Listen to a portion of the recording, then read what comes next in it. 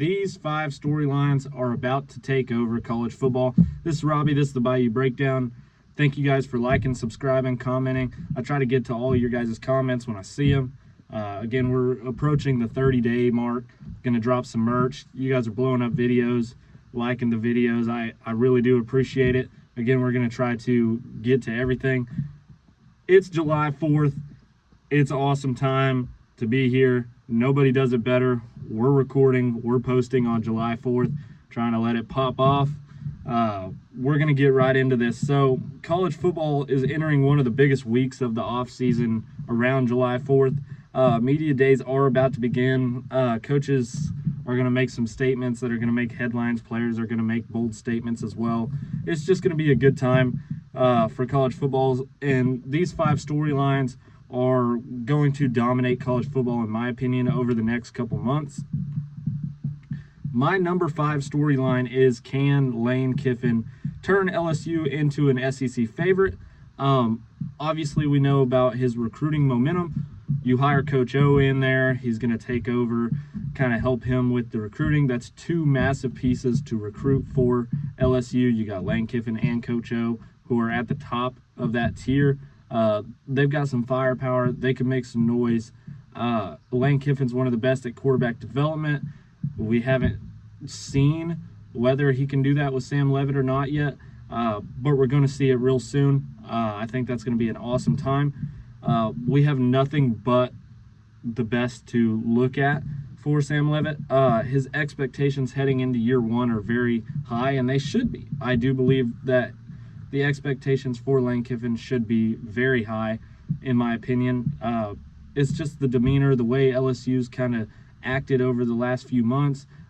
It's hard not to have high expectations for this team.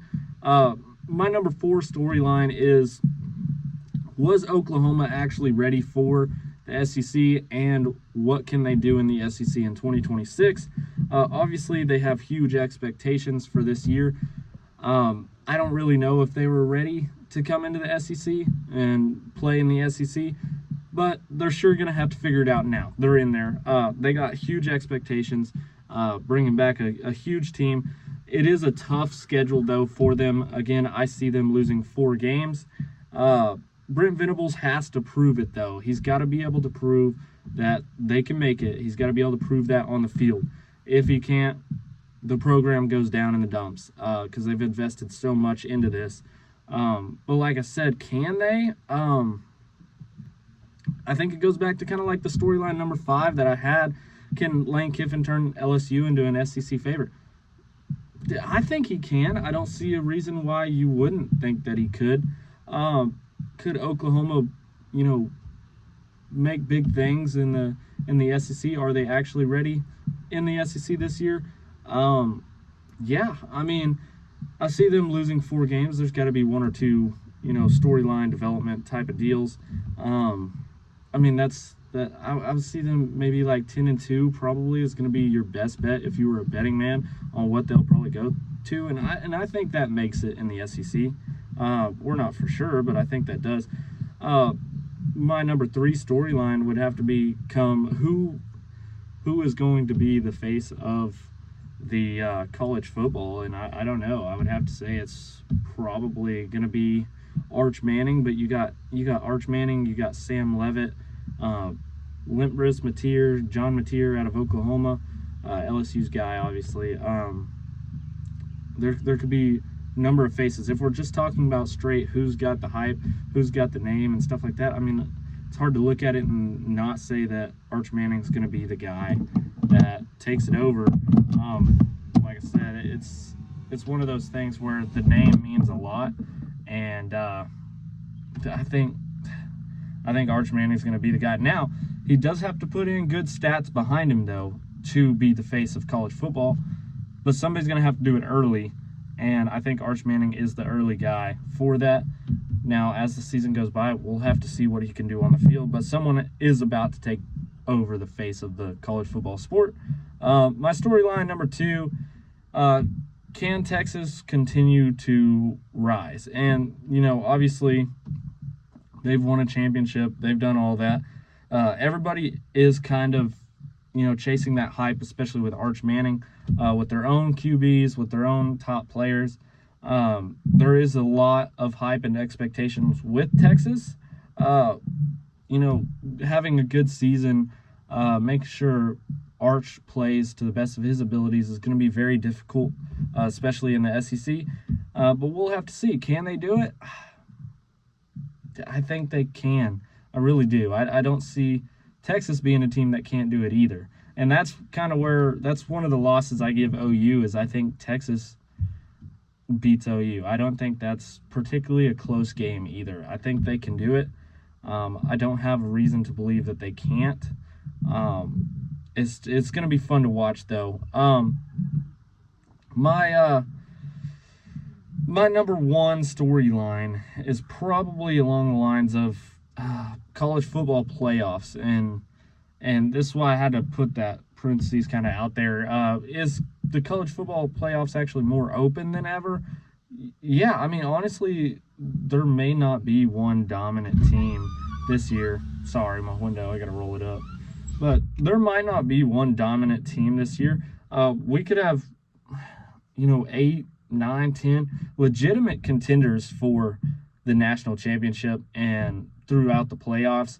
It's not an easy playoff, though. It's not easy to go through all these games, then go through a championship, then go through the playoffs, then win a national championship. It's not easy, and you got to look for teams that not only have the players at the starting roles, but the depth to be able to go that far into it. And I think that's going to create a lot of debate on what 8 to 10 teams are going to be there.